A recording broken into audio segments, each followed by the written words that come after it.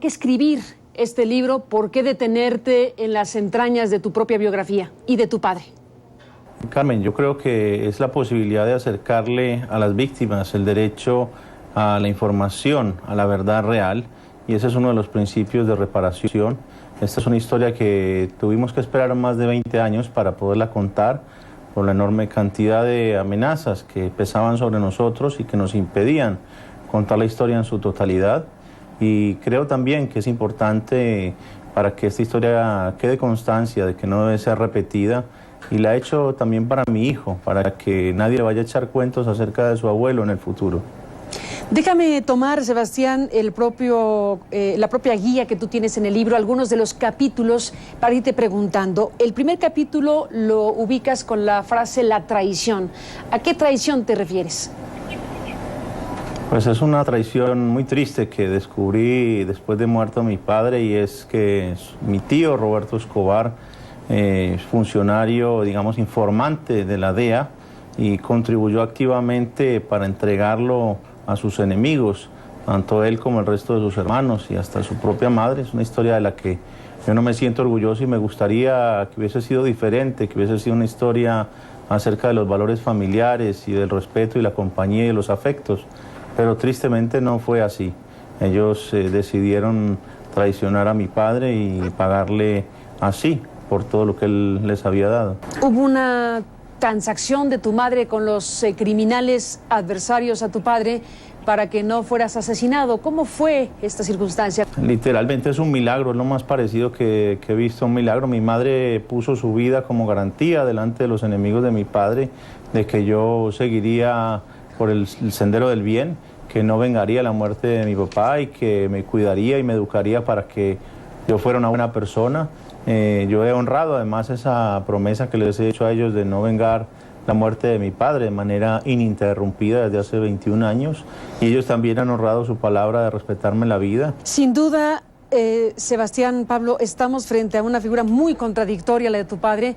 Tú lo describes como un padre amoroso, un padre muy cercano a su familia, que te daba consejos, que te ayudaba a tu propia formación, por un lado, y al momento que podía tener esta actitud familiar entrañable, a la media vuelta podía ordenar un bombazo o la masacre de un grupo de personas o el asesinato de alguien.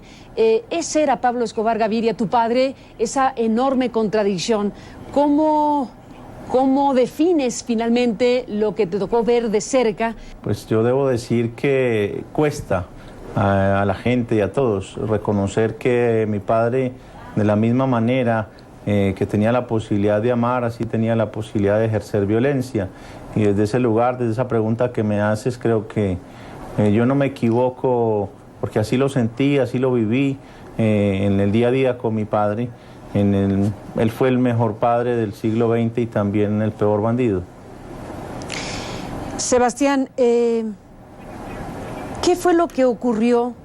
¿Cuál fue el punto de quiebre en la historia criminal de Pablo Escobar Gaviria que llevó a Colombia a uno de los peores momentos de su historia y de la historia del continente, con violencia desmedida, con un conjunto de conductas criminales que, bueno, ya habrá países que le compitan si quieres, pero que sin duda simbraron de una manera impresionante al continente entero? ¿Cuál fue el punto de quiebre en donde tu padre decidió ejercer esto que se llama guerra narcoterrorista, ejercer lo que ejerció en términos de violencia?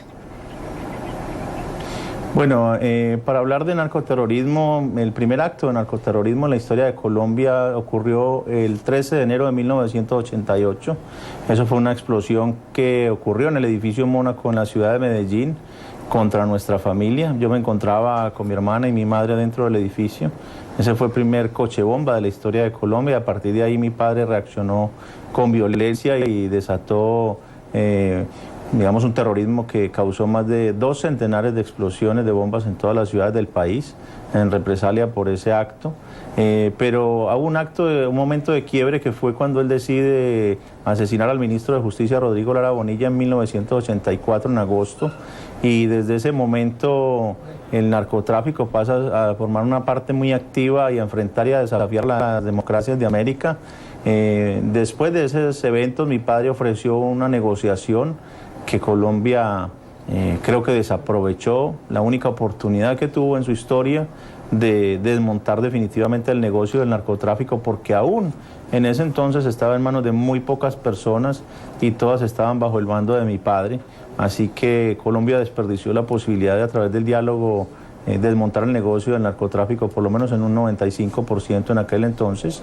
Y sin embargo, la guerra ha seguido adelante y no ha sobrevivido a mi propio padre, porque la violencia asociada al narcotráfico ha seguido vigente y tristemente hoy México es un testigo de esa realidad, que para mí está, por supuesto, exacerbada y acompañada no solamente por la violencia de los narcotraficantes, sino por una parte de la que nunca se habla y se deja de lado, y es de la corrupción que acompaña a todas estas personas para tener el éxito de sus empresas criminales.